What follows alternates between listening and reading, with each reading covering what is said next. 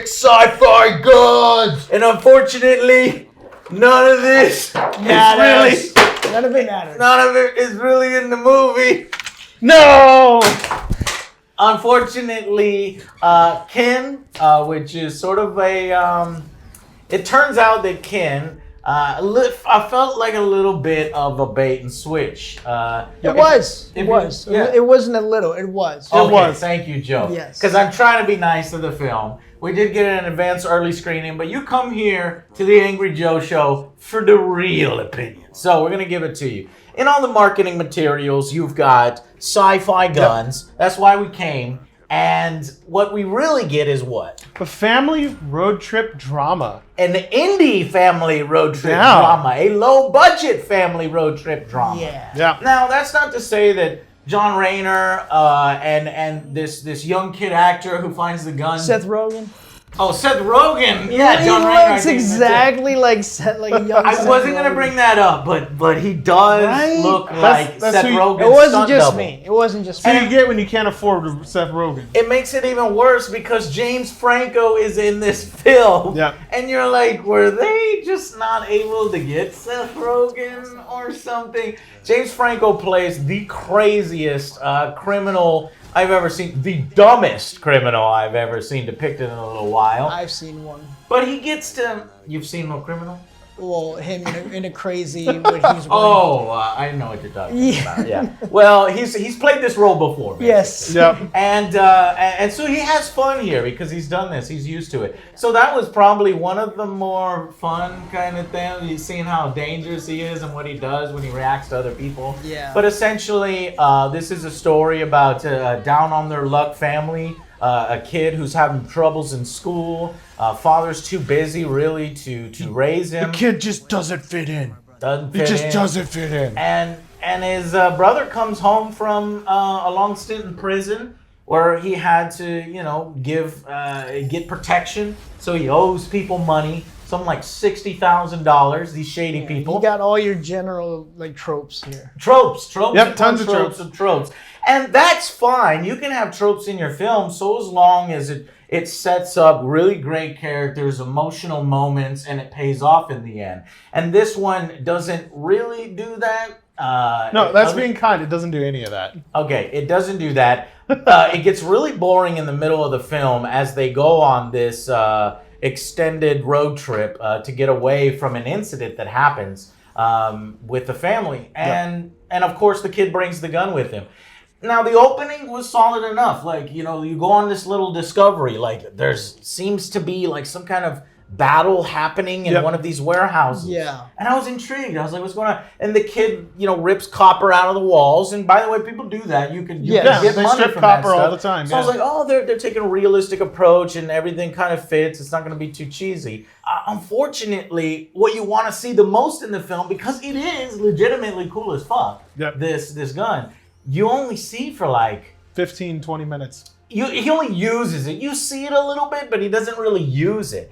And you tend to forget about it throughout the film too, which is kind of not good because your whole selling point was, hey, check out this fucking sweet gun we have. We're going to be doing sci-fi. And there's two Terminator-looking guys that are after him to retrieve the technology. And when that stuff is on screen, it is really cool. When he's firing the gun, when those two characters are on the screen, that's when it's satisfying. Yeah. Instead, we're stuck with these cardboard generic characters that are essentially tropes and lookalikes. Oh yeah, definitely. And they're just not that interesting. And I get it. They were trying to set up some emotional gravitas behind these things once we get into our climax, which involves police. It involves SWAT teams. It involves those guys chasing them, those aliens chasing them down, or whatever they are, right? And it just doesn't pay off. No, it doesn't.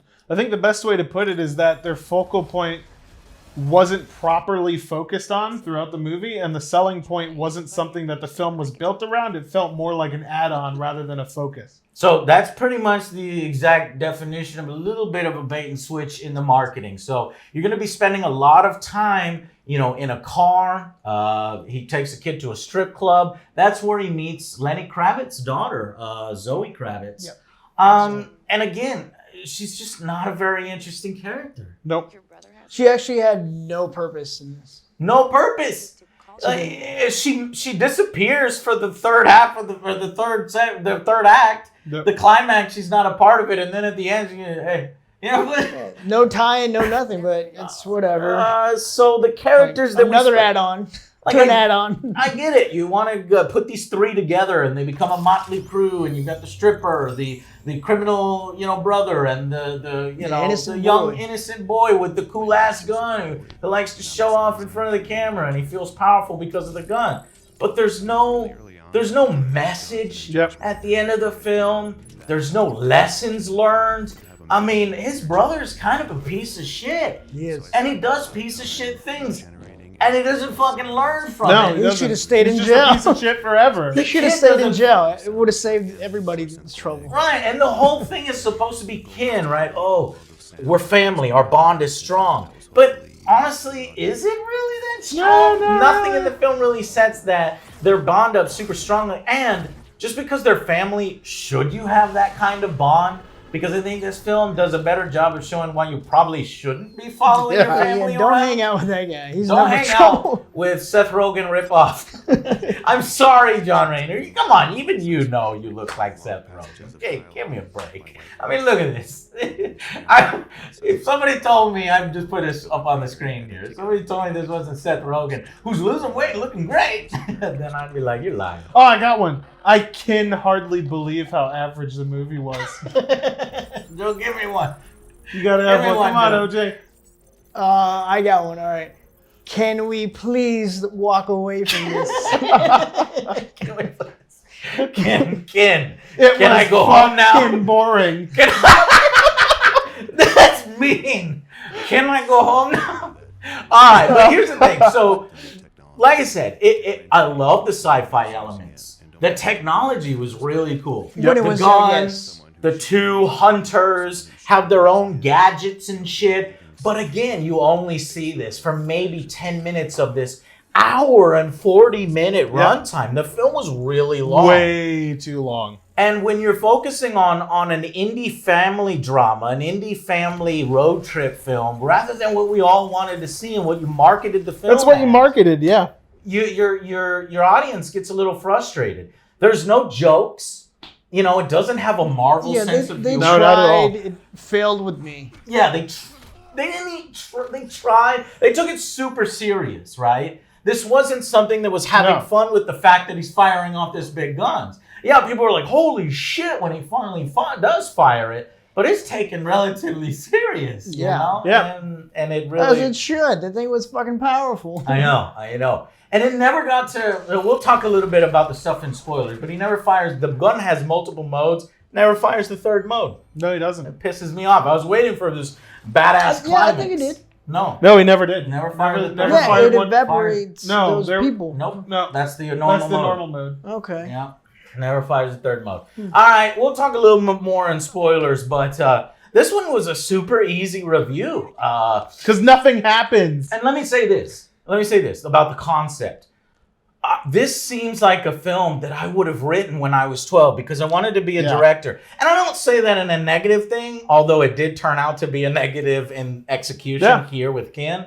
But I was like, oh man, it's like, oh cool guys, and then we find this badass sci-fi gun. Oh, and the cops get involved, but then the alien hunters are chasing us down.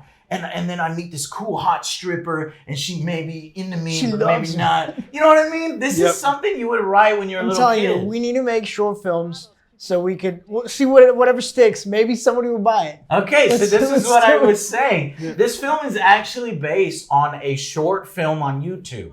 And so I'm a YouTube guy, and I want, I think it was YouTube, or you're probably shopping it around at various film festivals. But it was called Bagman. And it's because I guess he carries around a bag randomly, this kid, and then he whips the gun out and he saves some random guy who is about to be killed out in a quarry with his gun. And then it smashes to black. And I'm like, this is the short film that got made into the movie. And apparently, not only was there, but there was a bidding war for the film. Yep. This film the winner, Lionsgate, spent $30 million to win in a vigorous bid between MGM, Universal, Sony, TWC. They were all building on it. What? And They were bidding on it. Won. What? And Lionsgate won with $30 million. Okay, we got to start. We got to start. I know. And, Short films. and it's like, Coming soon. there are so many, like Raka Raka could make a better film if you give him, that kind of, his channel, man. I can't believe that kind of short film spawned that. And you want to see short films like Lights Out? I'm like, yeah, okay, I can see that being made. Now, it didn't really execute into the same creepiness that the short film did here. But this one, you saw the short film, and your short film, even within that small 12-minute, 13-minute short film, it was stretching its premise thin. It was really thin. And now you have an hour and 42 minutes of it stretching it even further. And unfortunately not giving That's us... when they filled it with the family drama stuff. Yeah. So they could have cut out about 60 minutes from this movie and had like a Then they're 40-minute back to the short runtime, film. and it would have been okay. Back to a short film, and it would have been like, all right, it's a good movie, it's okay. But because they were like, well, how do we stretch this out? They just clearly weren't comfortable in that element. And it's not our job to say, oh, well, maybe they didn't have enough budget and so they had to do it this way or that way. You have to really execute at what you marketed the film. You marketed the film incorrectly. So if you had just done it as a family kind of road trip film, and then there's sci-fi elements, because that's what this is. They did a good job marketing because he took our money. Oh, yeah. No, they didn't take our money. Well, we went to an advanced screening. They would have. We actually saw this one for free with press. But like I'm telling you guys, we got to tell you like it is here. And this weekend, I would honestly skip it. It really does feel more like a Netflix film. Yeah. Straight to video. And you were even saying, what was that? That you felt it was a television series. It was a television series. Yeah, it feels like they're advertising a television series. And I think it would work as a television series. And we'll talk about the big twist at the end, the reveal at the end, which is interesting. But at the same time, it slaps you in the fucking face as a viewer, as somebody who invested an hour and an hour before I saw red lights over there. Trying to work on our sound, guys. But anyway, so as somebody who invested that much time, it feels like a slap in the face instead of a reward like it was intended. Should have been a payout. Wasn't a payout. Right. Okay, so finally, let's give our final verdicts and then we'll go into the spoilers discussion. Let's start with Joe. Newcomer. No, Joe. Okay. Since he needs time. I'm good. You're rough. I can Rusty? do it. You're not rusty? All I'm right, not let's rusty. go. I've accepted that I'm Alex now. I love protein. All right, so I have to get in the mindset of Alex. The guy that hates everything. All right. I would have given this movie a 5 out of 10 because it was painfully average, but because they so blatantly offended me at the end of the movie by insulting my intelligence with the not payoff, I gotta give it a 4. Below average. Below average. Slightly below average, Joe. Because they did that ending, what do you think? Was that a good Alex? I actually don't know how to. You got to work on your. That's a 3 for an Alex. You think Alex would rate this 3? No, his impression. Well, let me do it. I lift things up and I put them down. I lift things up and I put them down. Alex didn't really work out that much. He just kind of looked. No, actually, I will agree. I would give this a 4. It's a below average film because I went there expecting a cool sci-fi, which I got a little bit parts of it. A little bit here but and there. I get this family drama thing, and I forgot about the gun. I forgot about the whole aliens chasing them. I forgot about, James Franco's chasing them too. It's just everything you forget about. It's just like, they're in the film. And then it crashes all together within the final 10 minutes. All these plot lines crash. They've been meandering this whole fucking time and slow burn. We're running out of film. We have to wrap this up. We have to wrap this up. That's what it feels like. And it feels like it was a concept taken by a 12-year-old given to a writer who is not all that great. Now, some of the drama in there is directed all right. Surprisingly, I think the director of the short film is also the director of this big budget film. But he does an all right job, but the focus is completely in the wrong areas. And it really is not satisfying. Yeah, and the character with Zoe. Zoe? Yeah. Yeah. We can elaborate more on her. Pointless. Yeah. All right. No. So that's mine. 4 out of 10. 4 out of 10. I want to give it a 5 out of 10, but I can't. I also have this thing where I rate things a little higher. And this one, I love sci-fi. So I wanted this to be good. And I can give Sci-Fi the benefit of the doubt. I will say I'm really interested in this world now with what it does at the end.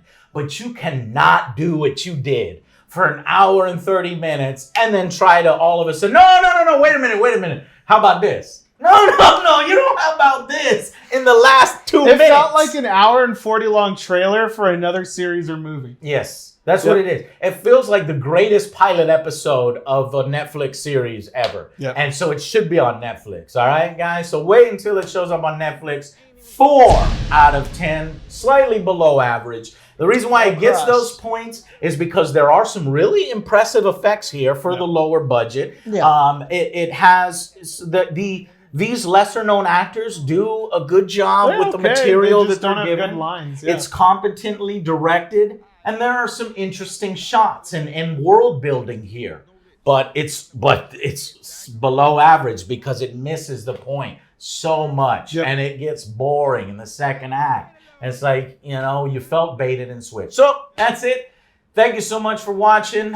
Sorry to bring the back news there, but we can talk a little bit in the spoiler section. So stick with us if you're interested in that. If not, thank you for watching, and we'll see you guys on the next Angry Joe Show. Bye, guys.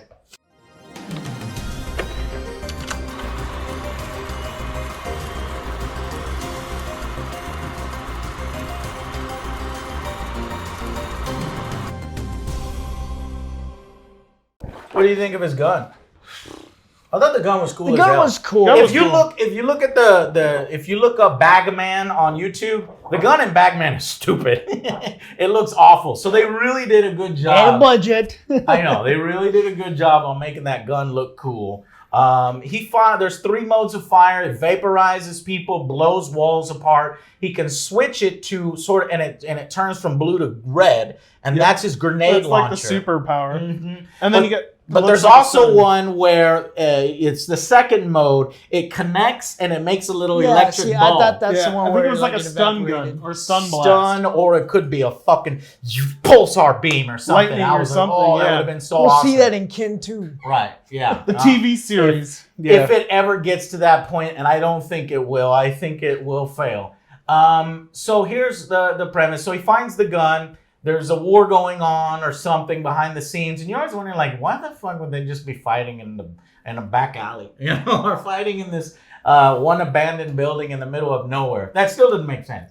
But it turns out at the end of the film, so his brother is getting him in trouble. They're going to the fucking strip club. They're robbing the strip club's owner's card game on a farm. Like, dude, you could literally get your brother killed if you're going over there. All these guys are armed. Yeah, your brother has a fucking alien gun, but it's just one kid. He made his brother a fucking killer. His brother was killing people. He killed 3 people. I think we should also talk about how all this starts because his brother accidentally gets his dad killed. And then he's like, road trip, woo! Right, and in order to just piece of completely avoid responsibility, avoid telling his little brother that he's responsible for his father's death, goes on this road trip. Now, that was best. Good. He runs away. I was invested in when he's going to tell him, and I was invested when he finds out. That was one of the better moments of the film. That and the very, very end, when you see these 2 aliens show up, or Terminator-like guys in the futuristic sci-fi armor, who have been following them this whole time, which makes absolutely no sense with the speed that they're moving. Yep. And they find out immediately that he took the gun, but yet we have time to dick around at the fucking gas station. Sleep in every station. Sleeping everywhere, going to a strip club, going robbing people, driving to Vegas, fucking gambling in Vegas. No, they would have caught up a long time ago. Anyway, they finally catch up right at the moment where so in that robbery, what happens? The big bad guy. Big bad guy shoots his brother dad in the chest. Yeah, but his brother gets killed because of guns. Oh yeah, so he's gonna shoot the dad. He shoots the dad. The brother of the adopted kid grabs the gun and then starts spinning it around the room and shooting everybody while he's still holding on to the criminal. And the criminal accidentally shoots his own brother. Yeah. And so then that's... Well, he's responsible for shooting his brother, so he wants to hunt him down. So the entire plot, you have James Franco's character hunting down Seth Rogen lookalike and trying to murder him. And it just goes beyond the point of, suspension of disbelief. Because they finally see him get arrested at the casino. Yeah. Because the news story has gotten out that I guess his brother kidnapped his little brother because they can't find him when the father died and passed away due to this, criminal activity. And so what does James Franco do with all of his buddies that he convinced to go with him? They attack a fucking police station. To get this guy... These are crackheads. And they go and attack an entire police headquarters like they're fucking Terminators or something. They show up and start gunning down. Like, no, that would never happen. Especially since... And what was the whole point? The whole point was he owed him $60,000 because in prison, he had to protect him in prison. These guys can protect you in prison because they have a whole underground network. And you know what the best part was? He was going back to prison. Right. So they could have just waited and stabbed him in prison. And fucking shanked him in prison. Told somebody to shank him. He killed his brother. He wanted to do it himself. Fine. Right, Del? It's personal. But that's how the suspension of disbelief. So he goes so wacko crazy, yet he somehow convinces 5 of his buddies. They have that fucking big ass saw to break down that fucking door. So the police get scared and they shut the door. Instead of the police running out, the police get scared and they go stand in front of the door. And they have the right tools for the job to break down the police door. A fucking hacksaw. Like they just brought it with industry grade, like to destroy cars. Anyways, bust through there, killing police officers. But wait, that's not it. So the police finally realize that they're under attack. You can't shoot up a fucking headquarters like for this long without nobody knowing. So here comes, I guess, an FBI lady, and she introduces herself like an hour and 20 minutes into this film. This new character is introduced. I'm FBI agent, blah, blah, blah. Ping, ping, ching. Gun! And he has a machine gun and he's shooting at the cops. The best line in the movie, though, the only thing that made me laugh, which I don't know if you heard me, I laughed at it because it was so stupid, was when the kid's hiding in this office and a shot cop comes in, he crawls in and he's sitting there and he's like, just hide behind the desk. He sees the kid. The kid's like, give me the keys to the armory. You know what I've got. And the cop's like, he's probably saw a toy gun. He's like a toy gun. He's like, he doesn't know what take my keys, save us. Go save. Did he say save us? I don't know. No, he's like, go get it. Be careful. And he starts telling the kid how to dodge gunfire. So this dialogue is bad because he could have just been like, look, that thing is a weapon. Let me help. And even the guy at that point would be like, yeah, right, kid. But if he said it was a weapon, shit, at that point maybe it would help. But he's like, no, you know what I have. He's like, or even better, here, take these keys and get out of here through the back door. So this FBI lady shows up. She brings the SWAT team. So the SWAT team is ready. And then that's when the 2 motorcycle aliens show up. And I was like, oh my God. I was like, finally to come save the fucking movie. And that scene for like 5 minutes is badass. Like they just completely blow through the cop roadblock. All the cops and all the SWAT team are firing at them. And they're like... And then like they don't care. They're like, what the fuck is this? They just walk right by everything, burst into the place, throw a time grenade inside, because at that point, James Franco, they didn't even bother to make sure James Franco was dead. So James Franco's crew finally gets a hold of his criminal brother, and he's like, I'm gonna kill you now. I'm gonna make this slow or good or whatever. And then his little brother shows up with the alien gun, saves him, but they don't make sure to see if James Franco is dead. So he comes up behind him, of course, fires a bullet, he's gonna kill, but time stops because those aliens threw the time grenade. And that's where you find out. But the kid isn't frozen in time. What? And then you find out where the true title of the movie came from in the last 5 minutes of the movie. It's not because he's kin with his criminal brother. It's because he's kin with these aliens. The entire time he had a microchip in his hand that let him control time technology. Sort of. Anyway, so they show up and they're pointing guns at each other, and the little kid's pointing guns at these 2 Terminator-looking dudes. And he's like, hey, yeah. And he opens up his helmet, and it turns out to be Michael B. Jordan. And I was like, oh, cool. Yep. And I was like, oh, my God. Is he here from Wakanda? And I was like, is this a secret Marvel film? That's fucking tight. But no, he's not from Wakanda. He's from Somewhere. the North Pole. Nobody knows. No, because they break time and reality. They find a dimensional Different portal, place. Yeah, I don't know. and it goes into like snow. And it's like, all right, we need I that thought back, just and we leave gotta that. go. You're not old enough. You're one of us. We'll come You're back one of for us. you. We left you here on, this area because you're too young. What? We left you here because it'd be safe. Really? Did you just fucking see what happened? You left him with a criminal brother that got him shot up Adopted almost family. like 5 times. in SWAT this team's movie. about to blow his head off. Cops are about to fucking You're attack. safe here. And So- this drug dealer, James Franco's gonna fucking murder him. I can't help but wonder if this movie was written like, okay, so they bought the rights to like the gun and the kid thing. I can't help but feel like this movie was written before they had that gun and everything, and then they were like, shit, this movie's not gonna sell. What do we add into the movie at the very end and like in the beginning that'll make it more interesting? Because if you cut the gun out, the movie's exactly the same. The last 10 minutes felt tacked on. Yeah. And they were like sci-fi space travel gun. Yeah, and then basically at the end they realized, oh shit, this wasn't a sci-fi movie. This was a road trip movie, really low budget indie drama with characters nobody gave a shit about. Let's go really hard into the sci-fi. Let's lean so hard into it in the last 10 minutes. And that's when I was like fucking eating it up. I was like, oh yeah. I was like, Joe, And credits. and credits. And they even say you'll find out someday. We'll be back. Or something stupid like that. So they go through this fucking portal, they take his gun away, and then time starts again. Oh, but not before putting the bullet that was about to kill his criminal brother, and then they put it back to James Franco. And then, so James Franco ends up shooting himself, and his brother's okay, and they're kin, but he's also... happily ever after. They even do like the trope wink at the end where they're nodding and then they wink at each other. So that was the slap in the face ending, because it's like, I Yeah. want to see this movie. Where has this movie been the whole time? Michael B. Jordan, don't leave. No. You were the best part of the film, and you're gone. Yep.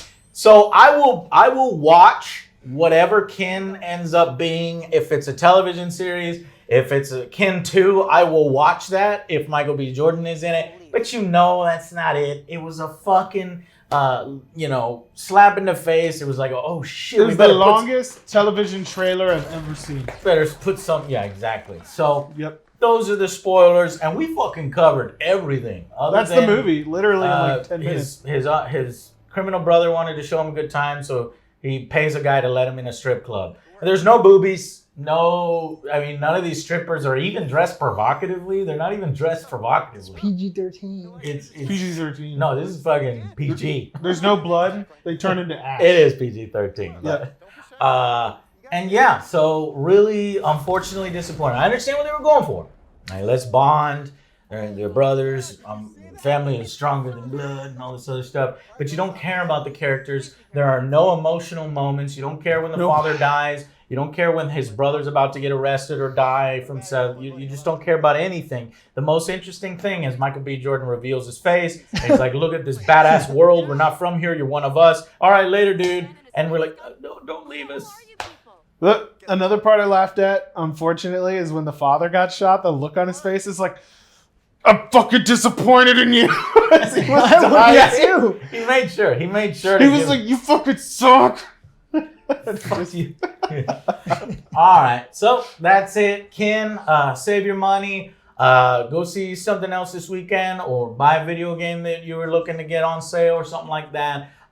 This one you can definitely wait on, guys. And I'm a fan of sci-fi. It is cool when you see it. Those little bits we talked about, when there's cool sci-fi moments, it is cool. And I will say the graphics look pretty good. But you just have to wait for it. You know what? Now It's like ordering like a chicken Caesar salad, and you're like, there's a lot of chicken in this, and you get it, and it's like one little piece, and the rest is it's lettuce. at the bottom. It's so disappointing. Yeah, it's at the bottom. That one. It's a disappointing and salad. that little piece of chicken was, hey, that wasn't too bad. But motherfucker, I paid for this. And you get the bill, it's like $14. All right? Thank you so much for watching. We shall see you on the next Angry Joe Show. Bye, guys.